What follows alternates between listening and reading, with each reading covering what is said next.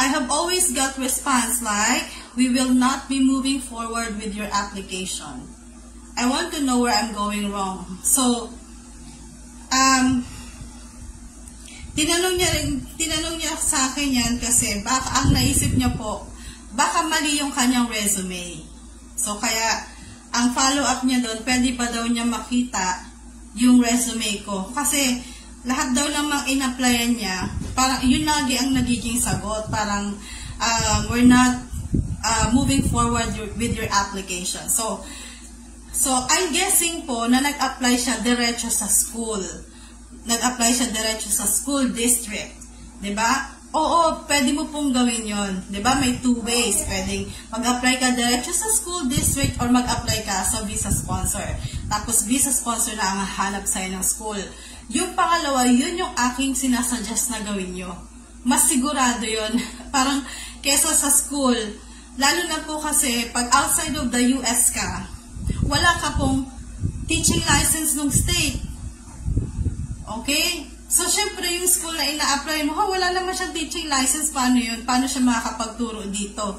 Kasi, ibig sabihin, hindi sila familiar sa pag-hire ng mga foreign teachers. Whereas kung mag-apply ka dahil siya sa J1 visa sponsor o kaya sa H1B visa sponsor o kaya may placement agency ka, alam na nila yung gagawin. So, expect nyo na po talaga yan na kapag nag-apply ka diretso sa mga school, marami dyan, hindi ka nga papansinin. Okay? Kasi wala kang teaching license. Wala ka rin social security number. Wala kang mabibigay na phone number na pang US, di ba? Pero may video na po ako na ginawa para ma-solusyonan yung mga problema sa direct hiring kapag nag-apply kayo diretso sa school. May video na po ako para doon. Paano ilalagay mo social security number, ganyan, yung teaching license ng state. So, uulitin ko po, sa ngayon, mahirap na pong makakuha ng work through visa sponsor at this point po. Kasi May na eh. So, sa ngayon po, yung mga visa sponsors, marami dyan, busy na naglalagay ng mga teachers sa eskwelahan. Pero, pwede pa rin kayong sumubok. Kasi malaki naman talaga yung shortage. I-try nyo pa rin. Okay? Kasi wala namang mawawala kung mag-try kayo ngayon, kahit May na. Pero maganda sana kung magta-try ka ngayon pa lang na buwan, dapat kumpleto na yung mga papeles mo. Hindi yung ngayon ka palang mag-aasikaso ng passport, ngayon ka palang mag-aasikaso ng transcript, medyo mababagalan sila sa proseso mo. Ang mangyayari niyan, umpisa na nung klase, hindi ka pa ready. So, pwedeng mawalan ka ng job offer. Kaya nga sabi ko, ang pinaka-ideal na time na mag-start ka mag-collecta, magpasa ng application sa mga visa sponsor ay December. Okay? Magpasa ka na ng application mo sa December kasi by January, nag-i-interview na yung mga principal sa schools. Sa ngayon, makaka-apply ka pa rin. May mga ini-interview pa ngayon eh, diba? Hindi pa naman talaga nila na-fill ang lahat ng shortage. Medyo mahirap na nga lang. So, balikan ko lang yung tanong. Kaya ng segue ko, no?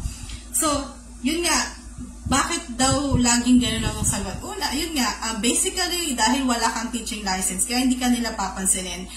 Para saan ba yung mga job postings sa district?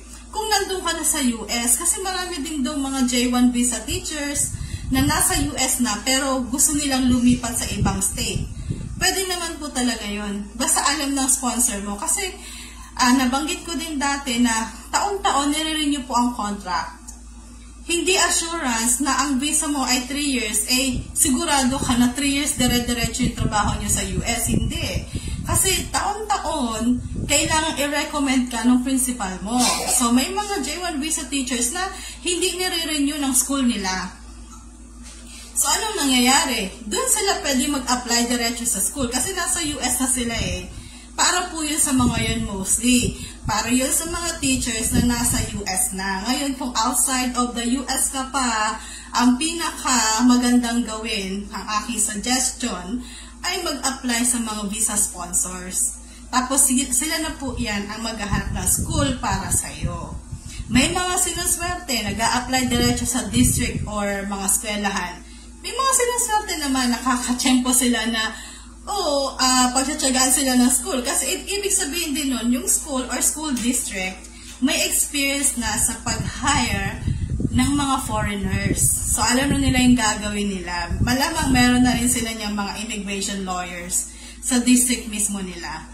Okay po? So, wala naman talaga yan sa iyong resume. So, ito po ang suggestion ko. Kapag gagawa po kayo, kasi yung meron din nagtanong sa akin, pwede po bang makita yung US resume ninyo? Yung sabi niya.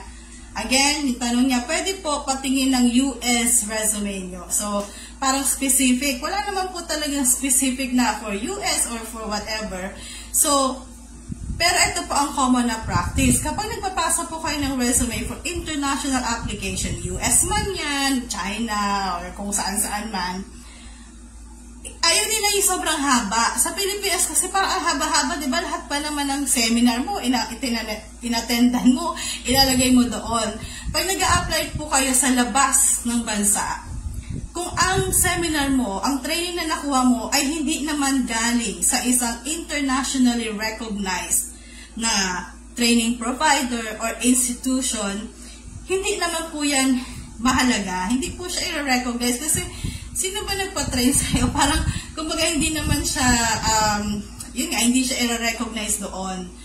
So, ano yung mga internationally recognized na trainings or seminars na pwede nyo ilagay sa inyong resume? Halimbawa, may training ka sa Microsoft. Okay? Microsoft certified ka na teacher or Google certified ka na teacher. Ay, meron kang naging training sa IB or International Baccalaureate. Pwede mong ilagay doon kasi pang-international yung mga training na yan. Eh, nag-training ka, ang training mo binigay ng Philippine Association of something-something. Pang-Philippines lang naman yun. Although, syempre, alam natin na yung mga natututunan natin sa mga seminars na yan, applicable din naman sa ibang bansa. Kaya lang, hindi naman nila recognize yung nag-provide ng training. Okay? So, huwag nyo na po ilagay yung sobrang daming ganun. So, 1 page lang. Tapos, eto pa po, yung mga visa sponsors, minsan yung mga placement agencies, meron silang sarili nilang format ng resume. Gusto nila ganitong itsura. So, yun na lang po yung sundan ninyo. Okay? So, ngayon, ang suggestion ko rin sa paglalagay ng skills, di ba? May part ng skills. Importante din yan, lagyan nyo din. Yung relevant din po sa ina-applyan. Halimbawa, magtuturo ako, nag-apply ko ang math teacher. Wala namang kinalaman yung cooking. Oo, magaling ako magluto. Pero, hindi ko ilalagay yung cooking as part of my skills. Okay? Unless, isa kang, kunyari, club moderator ka ng cooking club sa school. Pwede yun. Kasi gusto din nilang malaman, pwede ka bang maging moderator ng isang club? Pero kung personal mo lang siya na hobby, wala naman po sila doon pakialam. Okay? So, halimbawa ako, mahilig po ako sa halimbawa, calligraphy. Pero kung wala naman siyang kinalaman doon sa aking ina-applyan, hindi ko na siya kailangang ilagay. Kasi pampahaba ng resume, ang gusto nila, maximum 2 pages. Kung kaya mo ng 1 page na nandun na lahat na information, mas maganda ang 1 page. At ang international po ng mga application, usually hindi nila inahanap ang photos. Pero depende.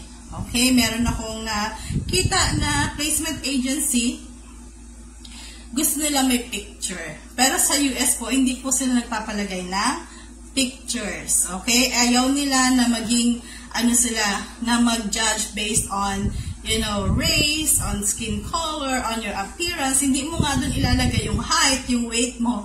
Wala din silang pakialam sa ganon. Okay po? So, yung mga skills, anong ilalagay mo doon? Siyempre, course development, di ba? Kung may skill ka sa paggamit ng mga learning management system, ilagay mo doon. Anong learning management system ang alam mong gamitin? Marunong ka ba nung Canvas? Iba po yung Canvas sa Canvas.